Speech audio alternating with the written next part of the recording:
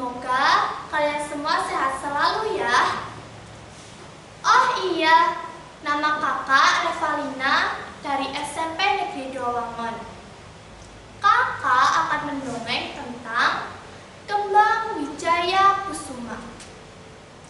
Apakah adik-adik pernah mendengar ceritanya? Kalau belum, dengarkan cerita ini sampai selesai ya. Begini ceritanya.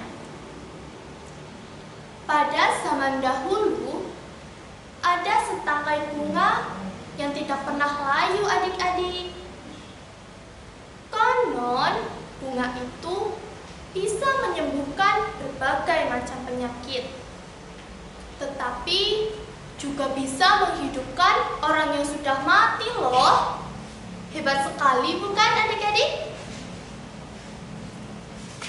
Masyarakat percaya bunga itu berasal dari benang sari kembang Wijaya Kusuma milik Dewa Wisnu yang jatuh dari kayangan dan tumbuh di bumi.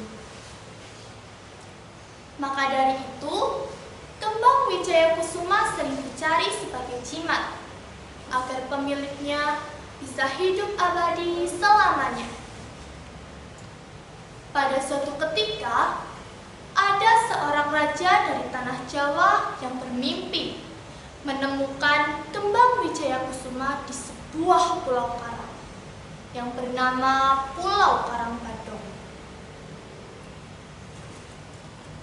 "Aku tak bisa mati," teriak raja dari tidurnya.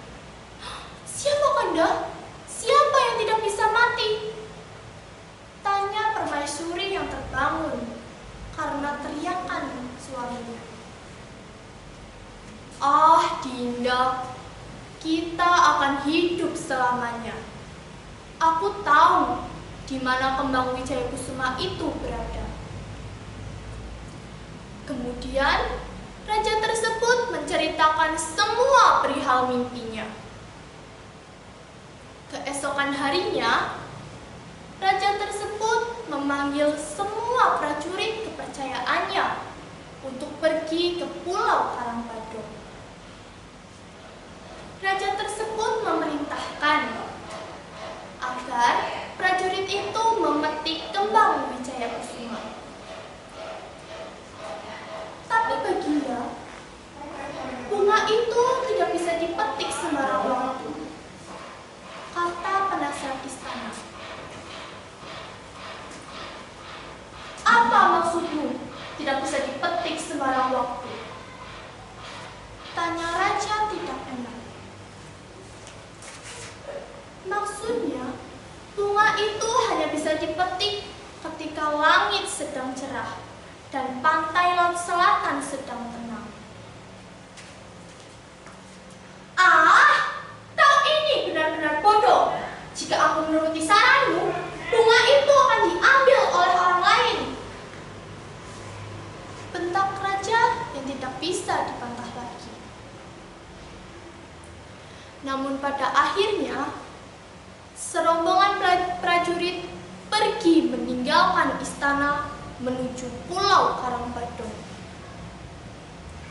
Sebenarnya, mereka pergi dengan perasaan takut karena seseorang pernah berkata, "Siapapun yang memetik kembang Wijaya Kusuma di waktu yang tidak tepat, maka yang akan didapatkan hanyalah malapetaka, bukan panjang umur adik-adik."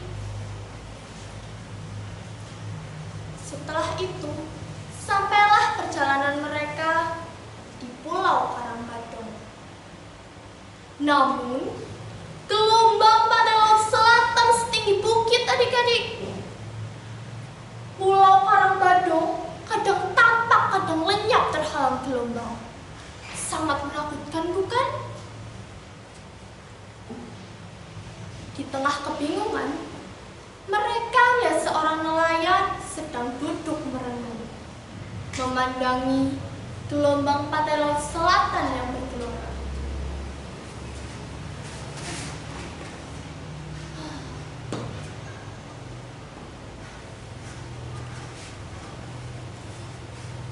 Setelah itu, salah satu prajurit itu bertanya, "Kenapa kau di sini? Gimana nelayan yang lain?"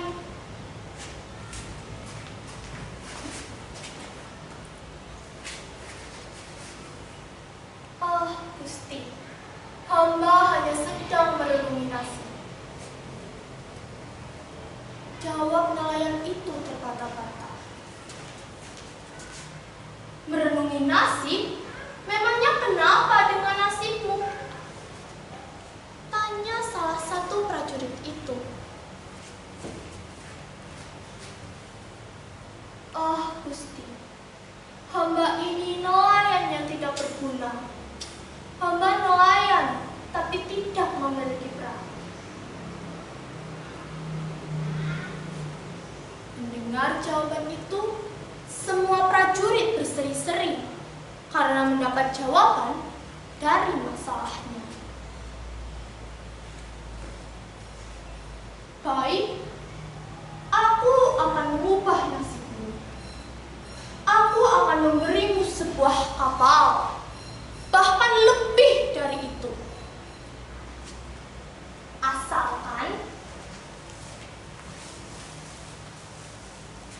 Asalkan apa, Gusti? Katakanlah," tanya nelayan itu tidak sabar. "Asalkan kamu bisa memetik kembang Wijaya Kusuma itu." "Kembang Wijaya Kusuma yang berada di Pulau Badung itu, Gusti?" "Ya, kau tahu?" "Hamba tahu, Gusti. Tapi sangat berbahaya saat ini untuk memetiknya sekarang." Namun pada akhirnya, nelayan itu pergi menyeberangi ganasnya gelombang pantai laut selatan. Nelayan itu harus benar-benar mengerahkan semua keberanian dan keterampilannya agar sampai di Pulau Karambadong. Ketika sampai, nelayan itu mencari kembang Wijaya Kusuma di atas tebing yang tinggi. Aduh, gimana ya bunganya?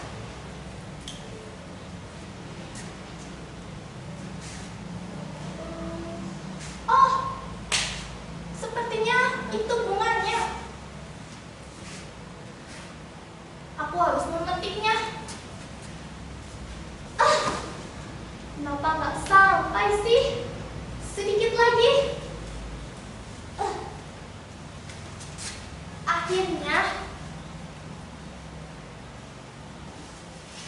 Namun tiba-tiba, wajah-wajah menyeramkan mengelilingi nelayan itu. Wajah-wajah setan yang juga menginginkan kembang Wijaya Kusuma agar bisa hidup abadi. Apakah kamu sudah bosan hidup? Berani memetik kembang Wijaya Kusuma itu? Ayo, serahkan bunga itu sekarang juga, teriak para setan itu. "Tidak, bunga ini hanya untuk raja." Setelah itu, nelayan itu berlari menerobos kepungan setan-setan itu dengan bersenjata parang. Pergi kamu dari sini, pergi! Dia berlari menuju perahunya. Namun, perahunya hancur dihantam gelombang pantai laut selatan di antara batu karang. Nelayan itu ketakutan. Badannya menggigil. Lalu dia berdoa, "Oh Dewa, tolonglah hamba-Mu ini." Ketika para setan semakin mendekat, nelayan itu langsung menceburkan diri ke pantai laut selatan yang berbulu-bulu sambil membawa kembang Wijaya Kusuma. jiwa nelayan yang dia miliki, dia berusaha meraih sebuah papan kayu untuk sebagai sarana menuju ke pantai. Aku harus mendapatkan pecahan perahu itu. Harus sebentar lagi aku akan mendapatkannya. Akhirnya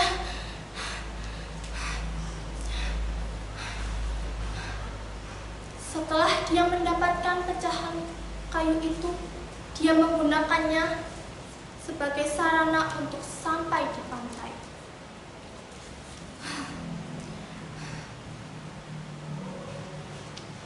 Dia sampai di pantai, namun keadaannya sudah sekarat. Dia tidak berdaya, adik-adik. Tapi prajurit itu hanya mengambil kembang Wijaya Kusumanya saja. Sementara nelayan yang sekarat itu dibiarkan tergeletak begitu saja. Adik-adik, bagaimana ya kira-kira kelanjutan ceritanya jika prajurit itu hanya mengambil kembang Wijaya Kusumanya saja, sementara nelayan yang sekarat itu dibiarkan tergeletak begitu saja? Ingin tahu kelanjutan ceritanya?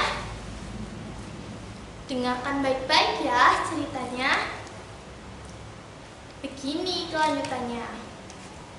Setelah itu, satu persatu prajurit itu mati tanpa sebab yang pasti. Dan raja sendiri menjadi gila, adik-adik, dan meninggalkan istananya. Sedangkan nelayan yang semula begitu mengutuk semua prajurit yang telah membohonginya. Nelayan itu masih bersyukur, walaupun dia tidak mendapat sebuah perahu, tapi jiwanya masih selamat. Lalu, bagaimanakah dengan nasib kembang Wijaya Kusuma itu, adik-adik? Ya, kembang Wijaya Kusuma itu menghilang secara perlahan dan kembali kepada dewanya.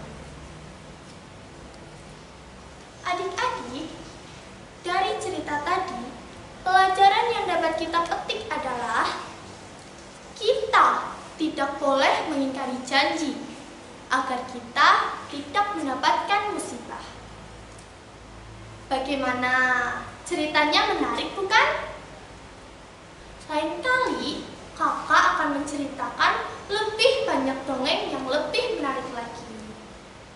Sekian, terima kasih. Wassalamualaikum